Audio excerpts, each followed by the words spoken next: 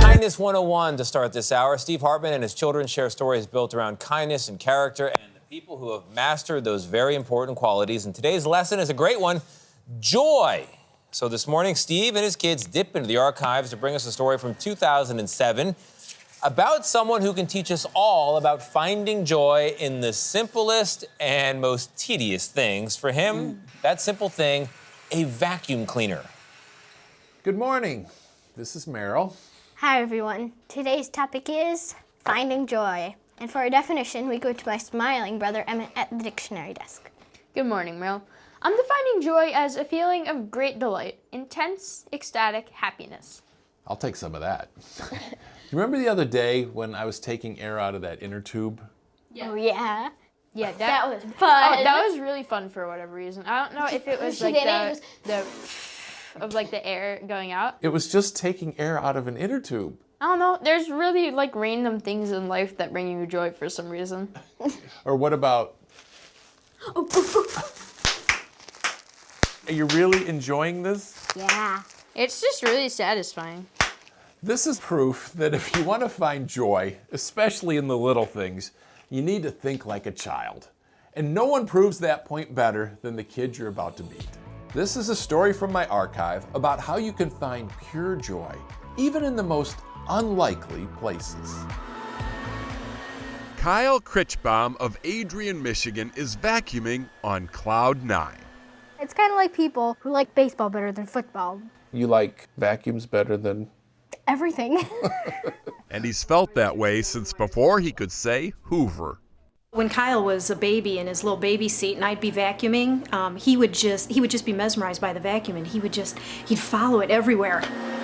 So his mom got him his own vacuum at age 1, dressed up as a dirt devil for Halloween at age 2, and as his former teacher recalls, was vacuuming during recess at age 6. and actually one day vacuum one side of the room, the next day vacuum the other side of the room, also vacuum the principal's office, anywhere he could vacuum. Later, he started collecting them, It's a slow starter, but it still runs perfect. much to the chagrin of his older sister. He's constantly vacuuming, and that's all I hear. And it's just like, why? Why? I don't understand. Do you remember what it was? Kyle is so obsessed, he had me call my parents to find out what vacuum I grew up with. They had a JCPenney at one time. A Pencrest. Apparently, this particular vacuum is very rare.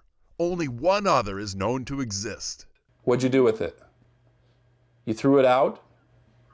And there went his holy grail. But that's part of the joy for Kyle, the quest. He repairs neighbors' vacuums and uses the money to acquire more Did it survive? and more vacuums. When is enough enough? My parents say that all the time. When I go off to college, my parents say that they're going to have a big vacuum sale. He thinks they're joking. I'm not so sure. It's been 16 years since we first told that story. Is it possible? Is he still finding joy from vacuum cleaners? Let's find out. Hello, Kyle. Hello, how's it going? Good. Do you still have your collection? I do. I have a shelf with like vacuum stacked vertically and horizontally across some shelves. Wow. Did you ever get your hands on a green Pencrest? I sure did. You did? Isn't that hilarious? Where did it come from? It wasn't from Toledo, Ohio, was it? It was from Akron, Ohio. Oh, it could be the same Wait, one. no way. I know, maybe somebody picked it up. What has been your most joyous moment as a collector? If I find something that like one of my friends is after and then I can restore it and surprise them with it, that's always fun. My restoration... Wait. What kind of friends do you have? Vacuum friends, come on. Because if you surprised me with an old vacuum, I'm not sure that would bring me joy. That's awesome. How have you been able to maintain this childhood joy into adulthood? I don't know. I feel like we get so dogged nowadays with like everything that's going on in the world that you have to find something to like and appreciate, you know? Kyle, thank you so much for spending time with us. Thank you. I'm glad we did that lesson. Because if he can find joy in cleaning equipment, we should be able to find it in a lot of other unlikely places. All we need to do is think like a child. We'll see you next time. Until then, stay kind. Number one, Meryl, I love your haircut. I love your haircut. But I think he's so right. Think like a child. Yeah. I hope I never lose that feeling, honestly. There's a wonderment that we had and a curiosity that really fueled us as kids. And we started adulting and we let it go, Tony. Yeah, but unfortunately, I can't think like a child when I'm vacuuming up what the child put on the floor. That's the rice crumbs and pieces of cracker and everything. But there are certain things that we can dive into from our childhood that brings a smile to us. You're right. And actually, I do enjoy it because it means if I'm doing the vacuuming, I don't have to do the bath time, which, you know, get very wet. That's the good trade-off. Yeah, that's the trade-off. Yeah, But I love the fact that he still loves vacuums. Number one, I think that was one of my favorite ones. It was really to good. go 16 years later and to still see him and to still see that brings him joy. Yeah. Nice.